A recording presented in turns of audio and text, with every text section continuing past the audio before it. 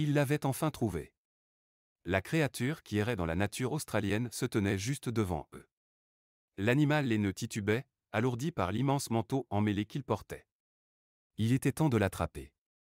Ce n'est qu'alors qu'il pourrait voir ce qui se cachait sous toute cette laine et, plus important encore, l'aider à sauver sa vie. Depuis que le confinement a fermé les salons de coiffure, la plupart des gens ont connu au moins un mauvais moment capillaire. Mais ce n'est pas tous les jours qu'un besoin de coupe de cheveux peut réellement sauver une vie. C'est exactement la situation à laquelle les sauveteurs d'animaux ont été confrontés en 2021. Enfin, en quelque sorte. Ce n'étaient pas eux qui étaient en danger. En fait, ce n'était même pas une personne. Des gens avaient vu la créature vaciller dans l'un des parcs publics de Victoria, en Australie. À l'état de son pelage, on aurait dit qu'elle était dehors depuis des années. Lorsque les sauveteurs réussirent enfin à l'attraper, l'animal n'était plus qu'un énorme amas de laine emmêlée. Alors, qu'était-ce donc? Selon un message Facebook de l'équipe d'Edgar S. Mission, ce n'était pas une sorte de yéti australien.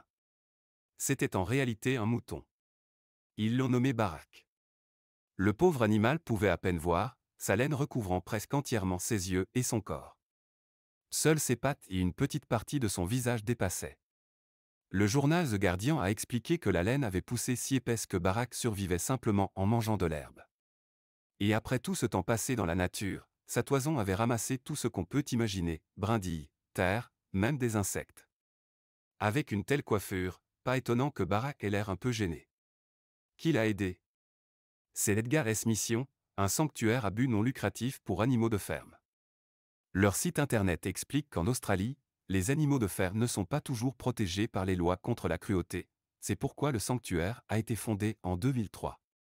Aujourd'hui, Edgar S. Mission s'étend sur plus de 150 hectares dans l'État de Victoria, où il s'occupe de toutes sortes d'animaux de ferme secourus.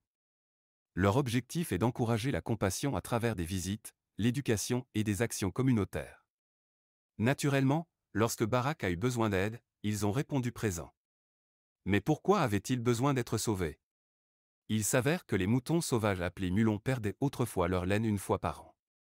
Cette mue naturelle empêchait leur pelage de devenir ingérable. Mais à cause de générations d'élevage sélectif, cela a changé. Pendant des milliers d'années, les humains ont élevé les moutons pour qu'ils produisent plus de laine.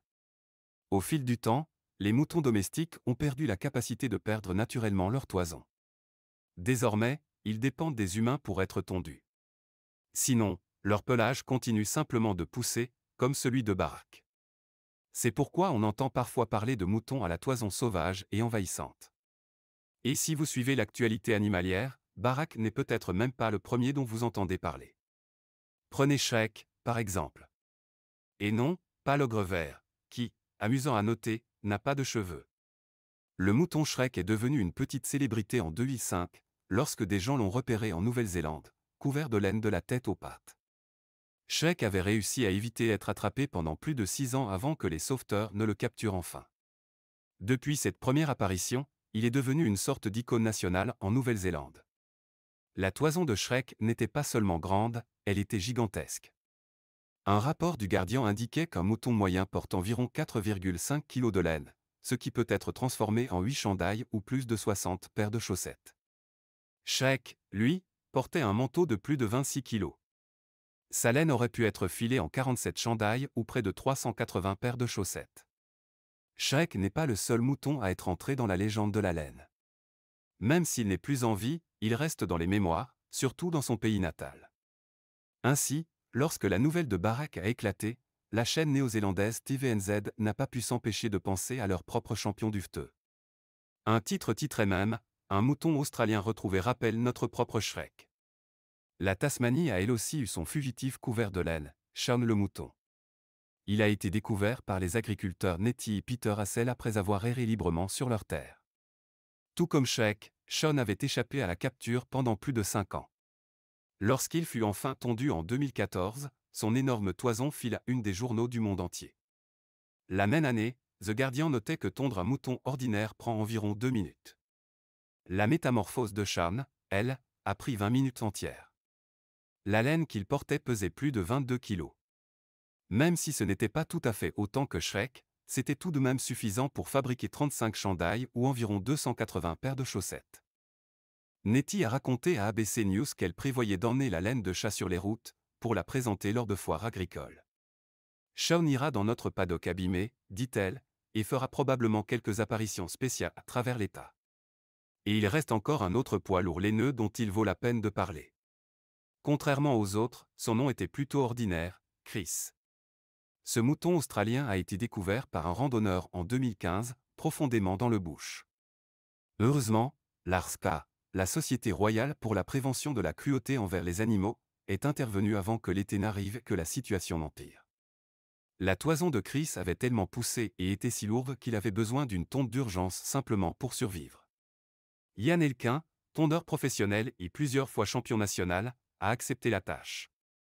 Et ce n'était pas une mince affaire. En fait, cela s'est avéré être un record. D'abord, la tonte elle-même a duré 45 minutes complètes, ce qui en a fait la plus longue tonte de mouton jamais enregistrée. Ensuite, Elquin a retiré près de 40 kilos de laine de Chris. Oui, 40 kilos. C'est difficile à imaginer, mais comparé aux autres moutons, Chris jouait dans une toute autre catégorie.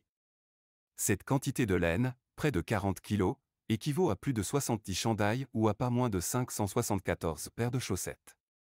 Et offrir une tonte appropriée à Chris n'a pas seulement sauvé sa vie, cela l'a complètement transformé. Tommy Vandelarspa a déclaré au Guardian en 2015 que Chris était passé d'un mouton timide à un animal qui réclamait désormais des câlins. Après son sauvetage, Chris a vécu ses jours au sanctuaire Little Oak en Nouvelle-Galles du Sud. Malheureusement, il est décédé en 2019. Ses soigneurs ont partagé un message émouvant en ligne disant « Nous sommes bouleversés par la perte de cette âme douce, sage et amicale ». Puis, bien sûr, est venu Barack, un autre mouton retrouvé dans un état dangereusement similaire. Mais comment son histoire se comparait-elle à celle des légendes laineuses qui l'avaient précédée? Et qu'est-ce qui se cachait exactement sous toute cette toison? Eh bien, il y avait quelques surprises inattendues et pas très agréables. Pam Ahern, fondatrice d'Edgar S. Mission, a parlé à BBC News en 2021 de ce qu'ils avaient découvert. C'était juste un énorme champignon de laine, et il ne pouvait pas se tenir debout, se souvient-elle. La laine était si lourde qu'elle tirait même sur ses paupières, emprisonnant saleté, gravier et herbe depuis on ne sait combien de temps. Il était clair que Barack avait désespérément besoin d'être tondu, mais enlever une telle quantité de laine n'était pas sans risque. Pendant la tonte, ils ont surveillé son rythme cardiaque en permanence, juste au cas où il ferait un AVC ou une crise cardiaque.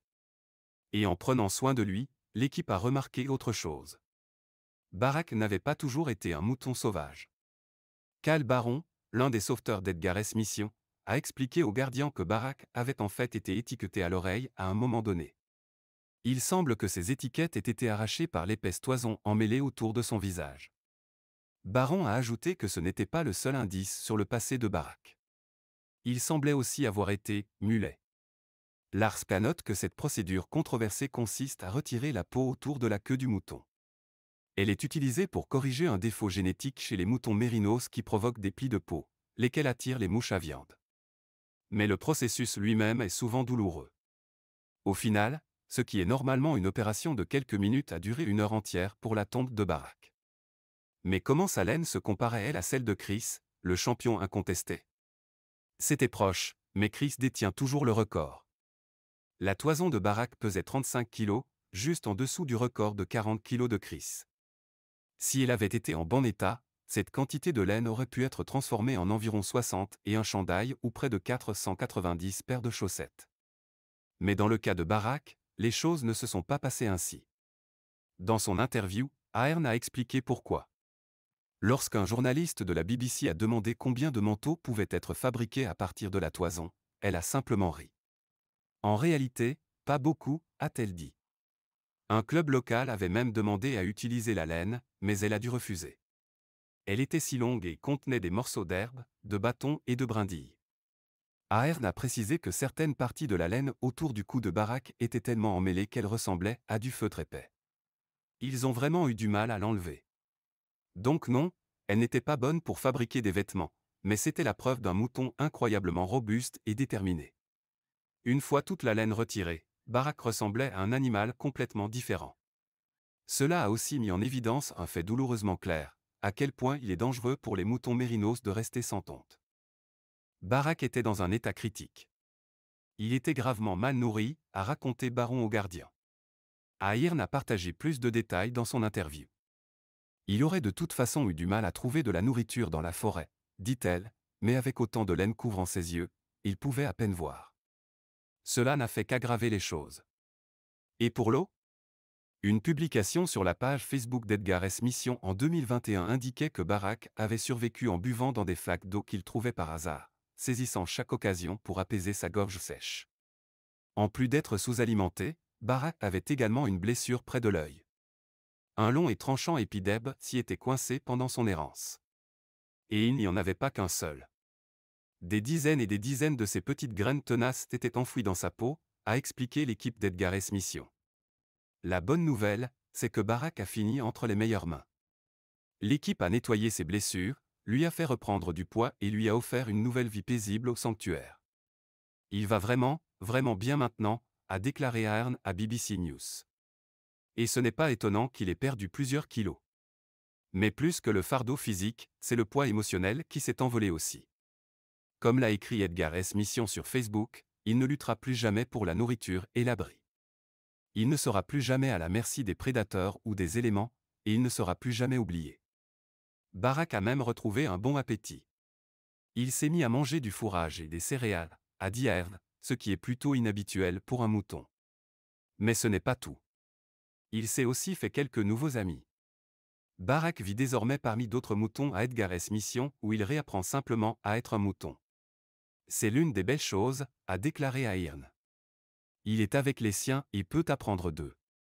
L'un de ces moutons est Chloé, une brebis de 6 ans qui aide à guider les nouveaux arrivants. Elle montre à Barak comment s'habituer à sa nouvelle vie. Edgar S. Mission a partagé un message réfléchi inspiré du parcours de Barak. En voyant des animaux comme lui trouver le courage et la volonté de revivre, de défier les probabilités, on se rappelle que chaque être sur cette terre veut, a besoin, mérite et répond à la gentillesse. Si nous pouvons vivre heureux et en bonne santé tout en étant gentils avec les autres, pourquoi ne le ferions-nous pas? Merci d'avoir regardé. Si cette histoire vous a touché, n'oubliez pas d'aimer, de partager et de vous abonner pour découvrir d'autres sauvetages d'animaux inspirants comme celui de Barak.